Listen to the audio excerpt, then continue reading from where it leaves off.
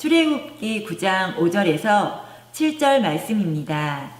여호와께서 기한을 정하여 이르시되 여호와가 내일 이 땅에서 이 일을 행하리라 하시더니 이튿날에 여호와께서 이 일을 행하시니 애굽의 모든 가축은 죽었으나 이스라엘 자손의 가축은 하나도 죽지 아니한지라.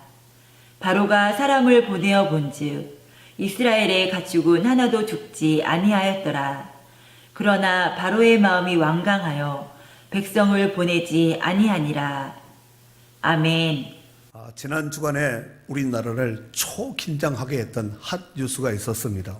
그것은 바로 오늘 본문 제목과도 연관되어 있는 메르스라는 이 중동 호흡기 증후군 이 환자가 중동 지역에서 한국으로 입국하였기 때문입니다.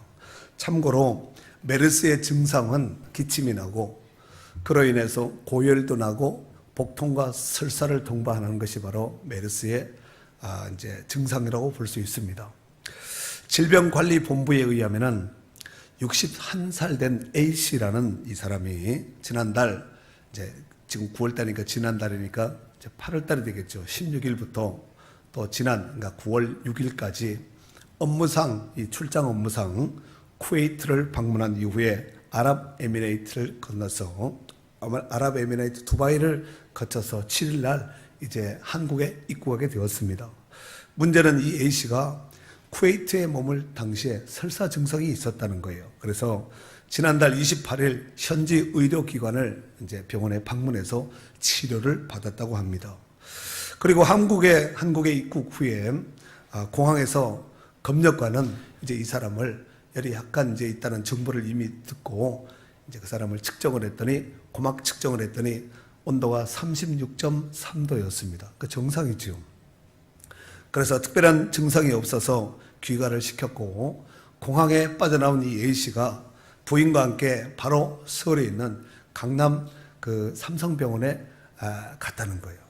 그래서 이 과정 중에 이제 문진 중에 이 A씨가 중동 지역을 방문하고 이런 증상이 있다는 것을 알고 곧바로 그 자리에서 이 사람을 격리시켜 치료함으로써 환자나 의료진의 접촉을 최소화했고 그리고 바로 이제 당국에 신고했다는 것입니다. 다행이지요. 다행입니다. 바로 그렇게 해야 됩니다.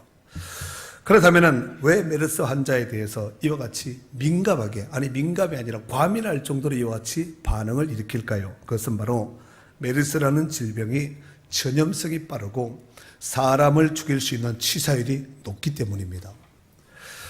그리고 실제적으로 2015년 약 한 3년 전에 이 메르스로 인해서 우리나라를 포함한 전 세계가 떠들썩한 사건이 바로 이 메르스 사건이었습니다. 아무튼 질병에 걸리지 않기 위해서는 우리가 예방이 중요하지요. 병을 치료하는 것보다 더 중요한 것은 예방이 더 중요하다는 것입니다. 그래서 개인적인 위생관리를 철저하게 하셔야 됩니다. 손발을 청결하게 또 개인 위생뿐만 아니라 주변 환경을 깨끗하게 잘 이렇게 청소하는 것이 정말 이런 분위기 속에서 이런 질병에 걸리지 않는 정말 최선의 모습이 되지 않겠나 생각을 해봅니다.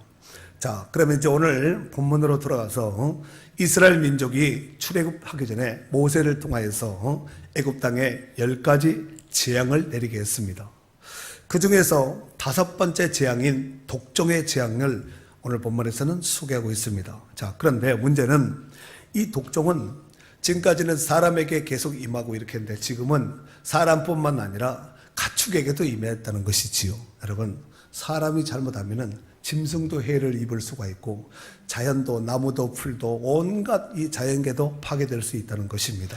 일찍이 하나님께서 모세를 부르시고 그를 세운 목적이 있습니다. 그것은 바로 고통받고 있는 이 이스라엘 백성들을 애굽에서 탈출시키는 이 사역을 하기 위해서 하나님께서 누구를 부르셨냐면은 모세를 부르셨습니다. 그래요. 하나님의 부르심을 받은 이 모세는 애굽 왕 바로에게 가서 내 백성을 이끌고 나가겠다. 내 백성 내놔라 했더니 바로가 콧방귀를 팽 하면서 무슨 소리 하냐. 어느 날 갑자기 뚱땅지 같은 놈이 나타나가지고 헛소리 하느냐 하면서 이런 지하 거절하고 맙니다. 결국 그로 인해서 첫 번째 재앙인 피의 재앙서부터 시작되지요. 모세가 나일강에 가서 이제 지팡이를 쳤더니 피가 온 물이 다 피가 돼버린 것이지요. 그래서 피의 재앙서부터 그 다음에 개구리 재앙, 그 다음에 이의 재앙, 그 다음에 파리의 재앙, 그 다음에 5번째 재앙인 오늘 독종, 다시 말해서 전염병에 대한 재앙이 짐승에게, 가축에게까지 임하게 되었다는 것입니다. 자, 그렇다면은 모세를 통하여서 애굽 땅에 10가지 재앙이 임하게 된 그 결정적인 키가 무엇인가? 그 첫 번째로는 바로의, 애굽 왕 바로의 완악한 마음의 불순종 때문이었습니다. 뭐였다고요? 완악한 마음의 불순종 때문에 이 재앙이 임하게 되었다는 것입니다. 우리 한번 7절 말씀을, 자, 7절 말씀을 다 같이 크게 읽도록 하겠습니다. 바로가 시작. 바로가 사람을 보내어 본즉 이스라엘의 가축은 하나도 죽지 아니하였더라. 그러나 바로의 마음이 완강하여 백성을 내보내지 바로의 마음이 완강하여 백성을 보내지 않았다는 거예요. 마음이 어땠다고요? 그냥 마음이 그냥 이렇게 그냥 강할 정도라고 완강했다는 거, 아주 단호했다는 얘기지요. 이 바로의 마음이 완강할 수밖에 없었던 그 이유는 여러 가지가 있습니다. 여러분, 지금 현재 출애굽을 한 백성들이 약 200만 명 정도 되거든요. 200만 명. 여러분, 200만 명을 숫자로 한번 생각해 보세요. 얼마나 많은 숫자인가. 저는 이 말씀을 묵상하다가 우리나라에 지금 건축 현장뿐만 아니라 우리나라 사람들이 흔히 싫어하는, 일하기 싫어하는 3D 업종에 이 중국인들 뿐만 아니라 뭐 동남아시아, 멀리 뭐 이제 아랍에서까지 이렇게 해서 중동 지역에서도 옛날에는 우리가 중동에 달러 벌러 갔는데 지금은 그렇지요. 막 이런 그쪽 나라 근처에서도 막 이렇게 오는데 이 사람들이 지금 3D 업종을 거의 우리나라 3D 업종을 잠식하고 있는 이런 입장이거든요. 그런데 어느 날 갑자기 이 노동자들이 200만 명이 하루아침에 그냥 싹 그 나라로 돌아갔다고 한번 생각을 해보세요. 우리나라 경제는 심각해집니다. 그러니까 바로의 마음을 우리가 좀 읽을 수가 있어야 됩니다. 이런 사람들이 200만 명을 확 빠져나가 버리면은 우리나라 경제가 정말 심각한 타격을 입을 수밖에 없지 않겠습니까? 그래서 이 애국왕 바로가 내보낼 수 없다는 거예요. 그 아까운 노동력을 내보낸다는 것은 말도 되지 않잖아요. 그래서 마음을 완강하게 했다는 것입니다. 출애굽기 7장 14절에도 보니까 여호와께서 모세에게 이르시되 바로의 마음이 완강하여 백성 보내기를 거절하는도다. 이미 오늘 본문은 9장에 있는데 7장 14절에도 이미 하나님께서 바로의 마음을 알고 계셨다는 말씀이 아니겠습니까?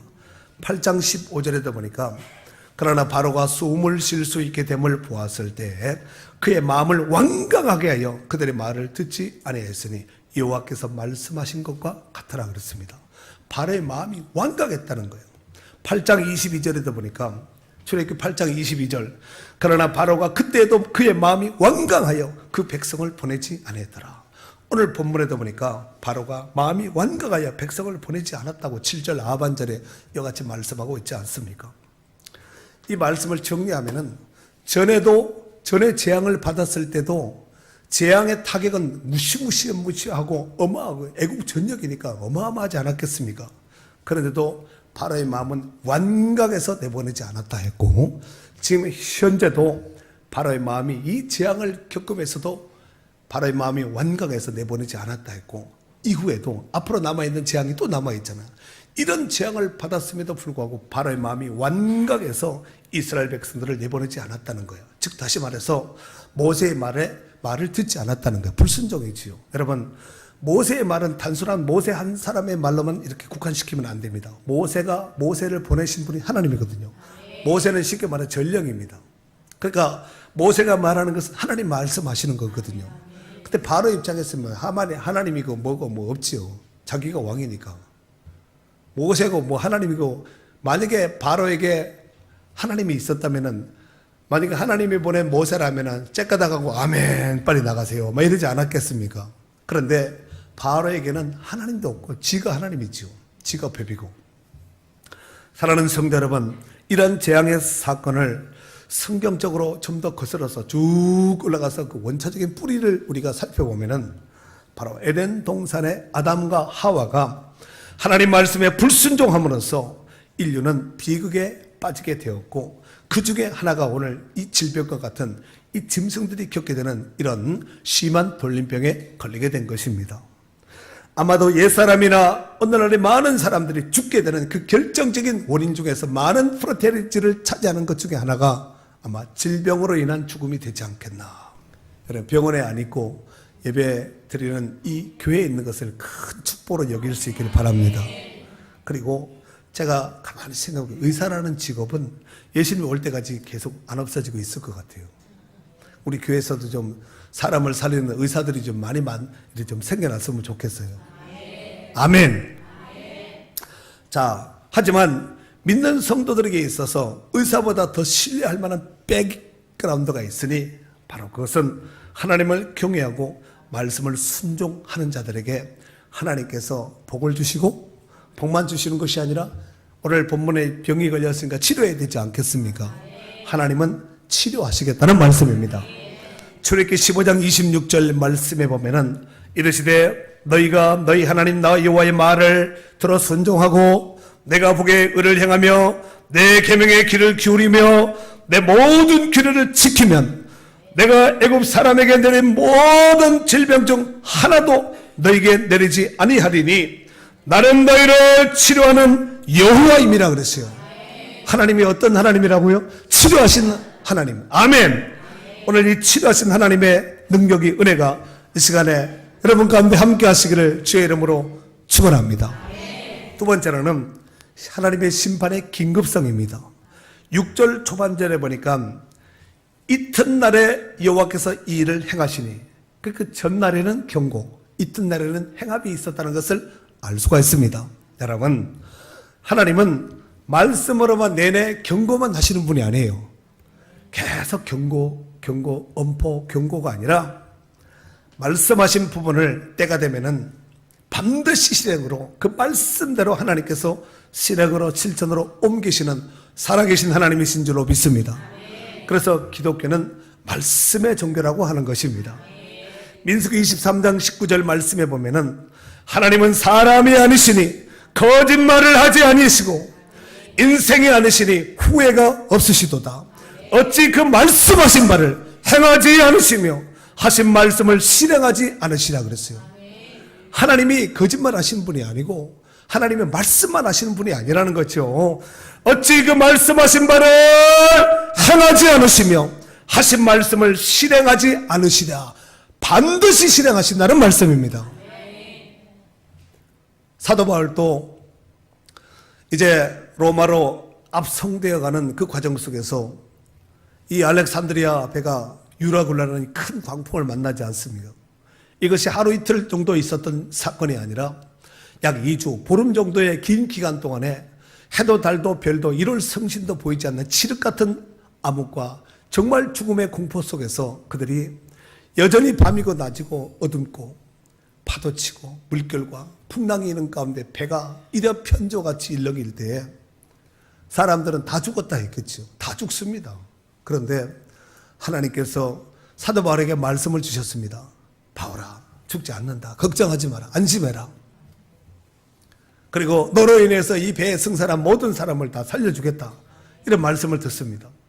그 많은 사람들 중에서 누가 듣냐면은 사도 바울이 주의 음성을 그 풍랑 중에, 폭풍 중에, 그 칠흑 같은 어둠 가운데 지옥 체험하는 그 현장 속에서 사도 바울이 하나님의 음성을 듣습니다. 그리고 그 많은 사람들 두려워 떠는 공포에 빠져 있는 그들을 향해서 이렇게 말하지요. 그러므로 여러분이요, 안심하라. 나는 내게 말씀하신 대로 그대로 되리라고 하나님을 믿노라 그랬어요. 하나님께서 말씀하신 그대로 사도 바울은 그대로 믿었어요. 나는 그 말씀하신 그대로 되리라고 나는 하나님을 믿습니다 하고 증언했지요. 그랬더니 그 말씀대로 다 살아나게 된 줄로 믿습니다. 사랑하는 성도 여러분, 오늘 본문의 3절 말씀에 보니까 여호와의 손이 들어있는데 가축 곧 말과 나귀와 낙타와 소와 양에게 더하리니 심한 돌림병이 있을 것이며 그러세요. 무슨 병이요? 그냥 돌림병이 있을 것이다가 아니라 심한 돌림병이라는 것은 치명적인 이런 병을 맞게 될 것이라는 얘기지요. 여러분, 이 돌림병에 해당되는 이 말이 데베르라는 단어를 쓰는데 이것은 전염병, 그 다음에 조금 더 펼쳐서 재앙, 이렇게 이제 해석을 할 수가 있습니다. 그런데 이게 그냥 돌림병이 아니라 심한 돌림병이니까 생명을 위협할 수 있는, 사람이 죽을 수 있는, 짐승이 죽을 수 있는 이 한두 마리가, 돌림병은 한두 마리가 죽는 것이 아니라 그 근처에 있으면 다 죽는 거예요, 돌림병은. 그러니까 생명을 위험하는 치명적인 병이 바로 이 심한 돌림병인데 바로 그 병이 있을 것이라고 이와 같이 하나님께서 모세에게 말씀을 주셨고 모세는 바로에게 가서 이 말을 한 것이지요. 그런데 참으로 신기한 것은 애굽 사람들은 각종 이 짐승의 모양을 우상으로 바꿔서 그 짐승을 섬기는 이런 특징적인 것이 있었습니다. 그 중에서 소나 말이나 오늘 여기 나오는 것처럼 말이나 심지어는 양이나 우리 식으로 말하면 호랑이나 사자나 뭐 이런 걸 형상을 만들어 가지고 그 짐승을 갖다 또 섬기는 거죠. 그런데 그들이 섬겼던 이 짐승을, 그러니까 짐승 모양을 만들어서 섬겼던 다 우상이지요. 이 짐승이 돌림병에 걸렸다는 것은 그들이 섬기는 우상을 만들어서 섬기는 그 짐승이 죽었다는 얘기잖아요. 병에 걸려서 죽는다는 얘기가 아니겠습니까? 그러면은 그들이 종교로 내지는 신으로 섬겼던 그 모든 우상은 다 신이 아니라는 얘기죠. 신이 아니라는 얘기입니다. 오직 모든 생명을 주관하신 이는 절대자 되시는 하나님만이 통치하신 분이라는 것을 증명하는 것입니다. 오늘 본문의 심한 돌림병, 즉 이 전염병이 계시되기까지 모세가 선포한 경고의 말을 바로 왕이 듣고도 아마 그렇게 생각을 했을 겁니다. 설마 그런 일이 있을 수가 있겠나? 이렇게 생각을 했을 것입니다. 이와 비슷한 맥락으로 우리 구약 성경에 창세기 19장에 보면은 하나님께서 타락한 소돔과 고모라 성을 심판하시기 위하여서 하나님께서 아브라함에게 말씀을 주지요. 내가 이 성을 심판하러 간다. 그때는 아브라함이 중보기도 하지 않습니까? 아브라함의 조카 롯에게도 하나님께서 하나님의 천사가 가서 그 말을 하지요. 심판할 거다. 이 성이 너무나도 더럽고 타락되어서 심판할 거다. 그랬더니 조카 롯이 자기 가족을 불러 모으지요. 그리고 두 딸의 사익감을 불러놓고 이렇게 말을 합니다.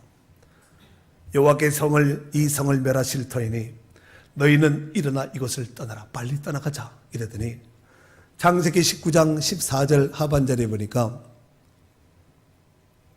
장인 어른이 말한 그 말을 듣고 그 두 사이가 농담으로 여겼다고 했습니다. 그럴 리가 있나요? 설마 이랬다는 것입니다. 여러분, 성경은 인류의 종말에 대해서 흐리하게 기록한 것이 아니라 명확하게 정확하게 기록을 해놓고 있습니다. 종말이 온다는 것입니다. 하지만 많은 사람들은 여전히 오늘 본문의 바로와 같이 롯의 두 사이와 같이 설마 그런 일이 있겠습니까? 이렇게 생각을 하면서 안전 불감증에 걸린 사람이 오늘날 대다수의 사람이 어쩌면 믿는 사람들 가운데서도 어쩌면 그런 생각을 하면서 살아가고 있는 사람도 있을 수가 있습니다. 마태복음 24장 36절 이하에 보니까 예수님께서 종말에 대해서 이렇게 말씀을 하셨지요. 그러나 그날과 그때는 아무도 모르나니 하늘의 천사들도 아들도 모르고 오직 아버지만 아시느니라. 노아의 때와 같이 인자의 임함도 그러하리라. 홍수전에 노아가 방주에 들어가던 날까지 사람들이 먹고 마시고 장가들고 시집가고 있으면서 홍수가 나서 그들을 다 멸하기까지 깨닫지 못하였으니 인자의 임함도 이와 같으리라 그랬습니다. 이러본데 하나님 말씀을 그대로 믿고 순종하며 살아가는 사람은 복 중에 복이 있는 자인 줄로 믿습니다. 그리고 그 말씀을 믿는 그 믿음은 하나님의 복된 선물이에요. 에베소 2장 8절에 보니까 너희는 그 은혜로 인하여 믿음으로 말미암아 구원을 받았다고 했습니다. 이것이 너희에게서 난 것이 아니라 하나님의 선물이라는 거예요. 그 믿음은 하나님의 선물이에요. 이런 믿음을 주신 하나님께서 우리에게 그런 믿음의 선물을 주셨다는 말씀입니다. 또한 성경에 보면은 이 세상 천지창조서부터 종말까지 그 과정에 있는 모든 것들이 다 하나님께서는 믿음으로 살라고, 믿음으로 세계를 다 만들고 그 안에 거하는 모든 자들은 다 하나님을 신뢰하는 그 믿음의 확신 속에 살라고 하나님께서 지침으로 준 것이 바로 하나님의 말씀인 성경이 아니겠습니까? 히브리서 11장 24절에 보면은 특별히 이 출애굽할 당시에 그들이 어떻게 나오게 되냐면은 믿음으로 나왔다고. 믿음으로 나왔다. 그러니까 바로 앞에 모세가 간 것도 믿음으로 갔고. 아멘. 저렇게 히브리서 11장 24절에 보니까 믿음으로 모세는 장성하여 바로의 공주의 아들이라 칭함을 거절하고. 여러분, 바로의 공주의 아들이라. 이것은 가슴 떨리는 기대의 자리고 정말 선망의 자리가 아니겠습니까? 그런데 모세가 그냥 싫어요 이렇게 한 것이 아니라 믿음으로 싫어요를 했다는 거예요. 히브리서 11장 27절에 보니까 믿음으로 애굽을 떠나 왕의 노함을 무서워하지 아니하고 곧 보이지 아니하는 자를 보는 것 같이 하여 참았으며, 믿음으로 애굽을 떠났다는 거예요. 믿음이 없으면 애굽을 떠날 수가 없습니다. 히브리서 11장 28절에는 믿음으로 유월절과 피 뿌리는 예식을 정하였으니 이는 왜 피 뿌리는 예식을 했는가? 장자를 멸하는 자로 그들을 건드리지 않게 하려 한 것이며, 이 피를 뿌리면은 사람의 장자든 짐승의 초태성이든 다 죽지 않는다는 이 믿음이 있었기 때문에 그걸 뿌렸다는 거예요. 임방과 설주에 피를 뿌렸다는 것입니다. 히브리서 11장 29절에는 믿음으로 그들은 홍해를 육지같이 건넜으나, 그냥 건넌 것이 아니라 믿음으로 홍해를 건넜다는 거예요. 여러분, 홍해를 이 문막 강 정도로 이렇게 생각하시면 안 됩니다. 홍해는 바다예요. 바다. 그 깊이를 알 수 없는 어마어마한 바다입니다. 그 바다를 어떻게 건너냐면 믿음으로 그들이 육지같이 건넜다는 것입니다. 그러나 애굽 사람들은 이것을 시험하다가 빠져 죽었다는 거예요. 그 믿음이 없으면 그 바다를 건널 수 없었다는 것입니다. 이 믿음을 갖고 하나님을 섬기고 하나님께서 주신 이 사명을 잘 감당할 수 있기를 바랍니다. 세 번째로는 심판의 이중성입니다.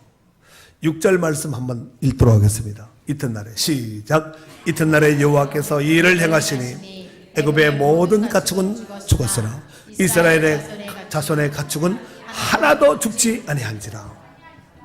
이게 굉장히 중요한 말씀이에요. 심판의 이중성인데 똑같은 땅에 있는데 이스라엘 백성들의 가축은 하나도 안 죽고 한 마리도 안 죽고 애굽에 있는 가축들은 어떻게 됐다는 거예요? 다 죽었다는 얘기죠. 4절 시작. 여호와가 이스라엘의 가축과 이스라엘 자손에게 속한 것은 하나도 죽지 아니하리라 하셨다 하라. 7절 시작. 바로가 사람을 보내어 번져 이스라엘의 가축은 하나도 죽지 아니하더라. 아멘. 됐어요. 자, 지금 제가 4절, 6절, 7절, 3절을 같이 읽었거든요. 여기서 공통점이 뭐지요? 하나도 안 죽은. 애굽은 죽었지만 이스라엘 짐승은 한 마리도 안 죽었다는 거예요. 이게 더 놀랍고 신기한 일이 아니겠습니까? 여러분, 이스라엘 백성들이 애굽 땅에 거한 곳이 고센 땅인 거 여러분 아시지요? 고센 땅. 이 고센 땅에 머무는데 이 땅에는 재앙이 임하지 않았다는 얘기죠. 그러나 고센 땅 외에는 다 임했다는 거예요. 그런데 이걸 조금 확대 해석을 해서, 여러분 고센 땅에 있는 사람이 고센만 있겠어요? 어떻게 하면 애굽의 도시에도 가 있을 수가 있고 그렇잖아요. 사람이 일이라는 것이 문막에 산다고 해서 꼭 문막에만 한 달 내내 문막에 있고 1년 내내 문막에 죽을 때까지 문막에 있는 것은 아니잖아요. 이따가 오면은 뭐 서울도 가고 뭐 이러지 않겠습니까? 그런데 그가 어디에 있든지 그 짐승이 어디에 있든지 하나님께서는 이스라엘의 짐승은 한 마리도 죽지 않았다는 거예요. 이게 또 신비한 기적이 아니겠습니까? 다시 말해서 하나님께서 이스라엘과 애굽을 아신다는 거. 이스라엘 사람과 애굽 사람을 알고 이스라엘 짐승과 애굽의 짐승도 안다는 얘기가 아니겠습니까?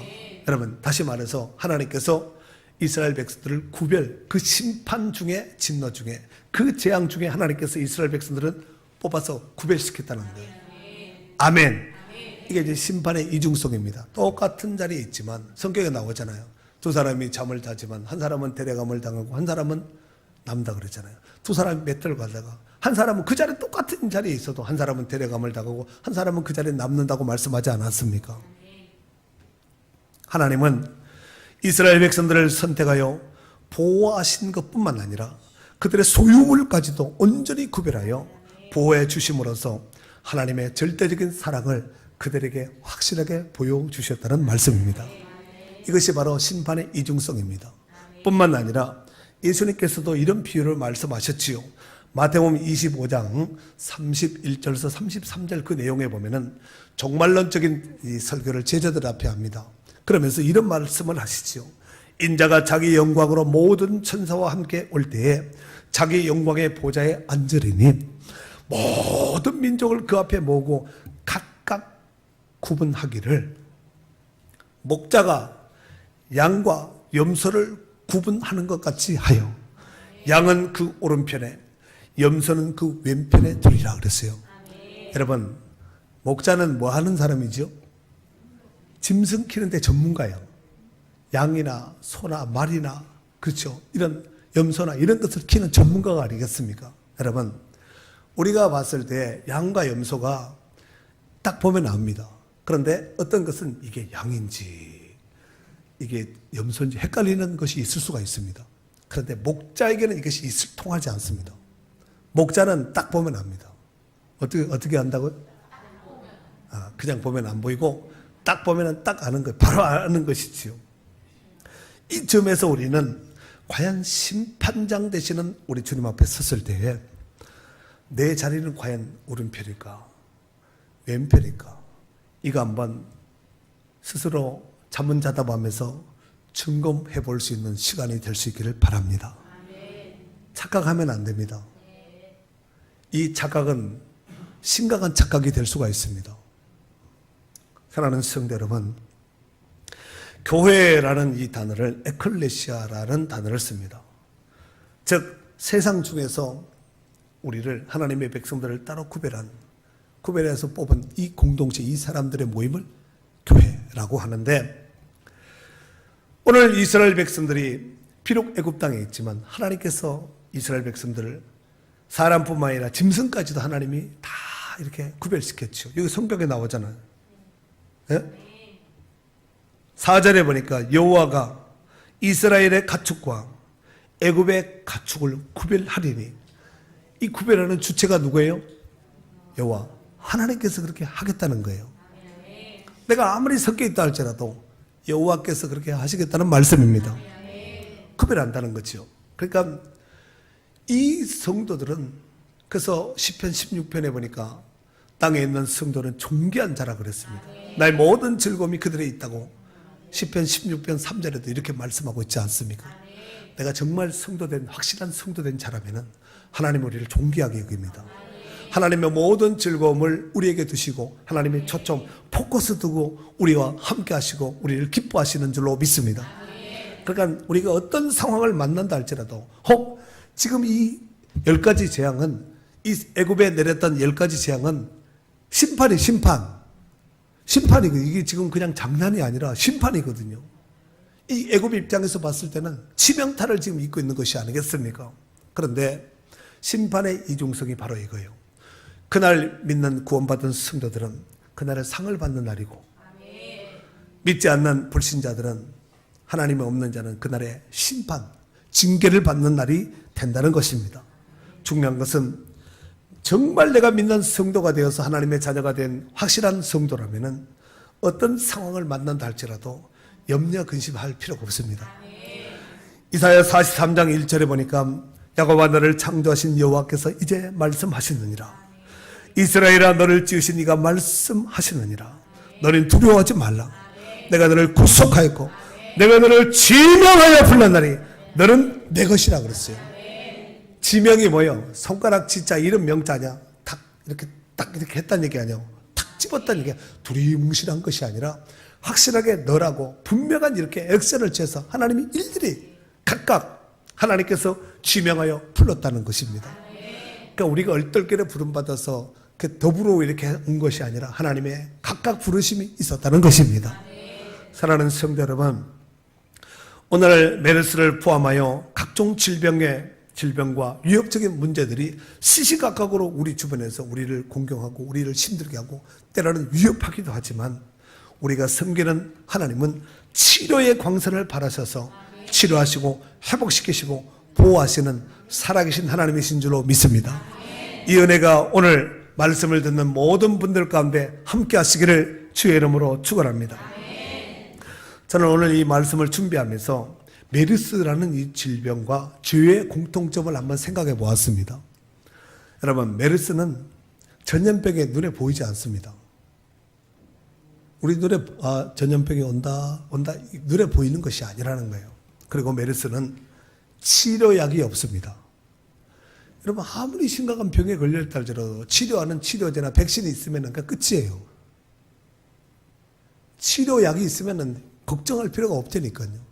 그런데 치료약이 없습니다. 그래서 걸리면은 30%가 죽습니다. 10명 중에 3명은 죽는다는 거예요. 그 나머지 7명은 어떻게 되는가? 자연 치료가 되겠죠. 그 중에는 아마 기도한 성도들이 아마 있겠죠. 뭐 성도라고 병에 안 걸린 건 아니잖아요. 그런데 이 치료 중에 가장 좋은 치료가 햇볕이라는 거예요. 햇볕을 많이 씻어야 돼요. 빨래고 사람이고 하여튼 집이고 해만 나면 문 열어놔야 돼요. 그리고 결정적인 것은 이 메르스는 누구나 다 걸릴 수 있다는 거예요. 그래서 많은 사람들이 메르스에 걸리지 않도록 하기 위해서 아까도 말씀을 드렸다시피 개인 위생소부터 제일 좋은 게 손을 많이 자주 닦는 거예요. 하여튼 물만 보면 닦는 거라. 그리고 주변 환경을 깨끗하게 하는 것이 중요합니다. 죄도 마찬가지입니다. 죄의 삭은 뭐예요? 사망입니다. 그래서 죄를 지으면 치명적인 사망에 이를 수밖에 없습니다. 그래서 죄를 지면 반드시 살려면 회개하셔야 됩니다. 가만히 두고 오래 가면 죄가 없어지는 것이 아니라 죄는 반드시 예수님의 이름으로 해결하셔야 됩니다. 그리고 늘 기도와 말씀 안에 거하면서 성령 안에서 무시로 깨어 있어야 될 줄로 믿습니다. 사랑하는 성도 여러분, 오늘 본문을 통하여 하나님은 이미 애굽왕 바로가 불순종할 시에는 심한 돌림병이 있을 것이라고 3절에 이미 심한 돌림병이 있을 것이며 하고 미리 경고했습니다. 그 이쯤 되면은 그 말을 받고 두려워서 이거 하면 안 되지. 그래 알았다. 어떻게 한번 상의 한번 해보자. 이렇게 했으면 좋은데 아까 7절 하반절에 보니까 바로가 마음을 어떻게 했다고요? 완강하게 했다는 거예요. 그리고 오늘 말씀을 통하여서 최근에 돌고 있는 메르스가 좋지 못한 질병이 있다는 것을 제가 말씀을 드렸습니다. 다행히 이 메르스가 지금 차차차차 사그라져서 지금 심각한 상태까지는 가지 않은 것 같습니다. 우리가 이런 모습을 보면서 다시 한번 생각해 볼 것이 있습니다. 그것은 다름 아니라 복음도 전염병처럼 확산돼야 돼요. 잘 들으셔야 됩니다.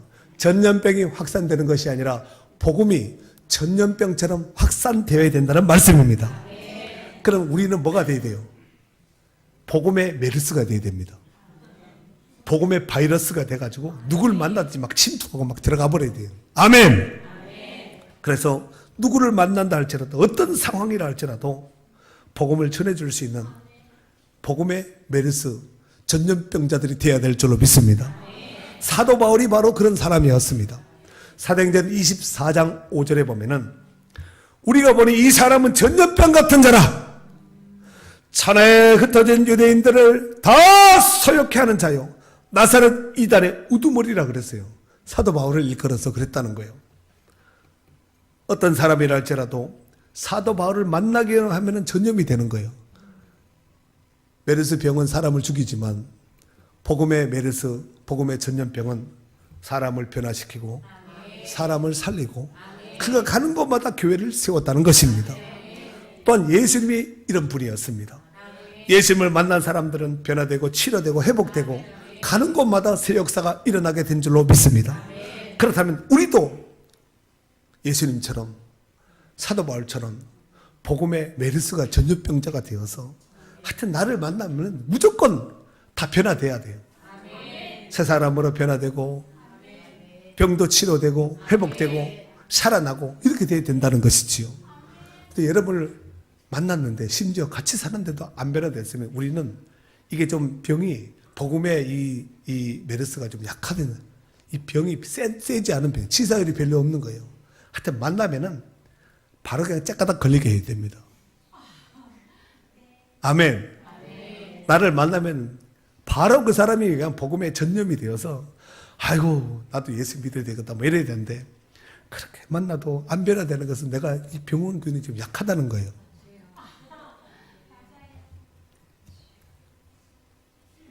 우리가 하나님을 떠나서 죄악 가운데 빠져있는 이 음지에 있는 사람들, 그래서 고통과 신음하고 있는 이 음지의 사람들에게 찾아가야 됩니다. 병은 음지에 있는 사람을 좋아해요. 햇빛 쬐고 건강한 사람들은 왔다가도 이거 안 되겠네 하고 가버리거든요. 근데 방구석에는 앉아있고 핸드폰이나 이방저방 가서 굴러가고 막 이렇게 잘 안 씻고 그 다음에 이렇게 햇빛 안 좋아하는 사람들한테는 병이 잘 와요. 운동 잘 안 먹고 이런 사람도 있죠. 이런 사람들에게 병도 잘 오는 거예요. 그러니까 영적으로 보면 우리가 복음의 바이러스가 되어서 복음의 메르스가 되어서 이 음지에서 고통과 신음 가운데 죄악과 병맛 가운데 신음하고 탄식하고 있는 이런 사람들에게 가서 쫙가다 가서 바로 가서 옮겨줘야 됩니다. 그래서 이 문막 복음화뿐만 아니라 민족 복음화와 전 세계 열방을 위해서 생명을 살리는 거룩한 복음의 바이러스의 사명을 잘 감당할 수 있는 축복된 성도들이 되시기를 주의 이름으로 축원합니다.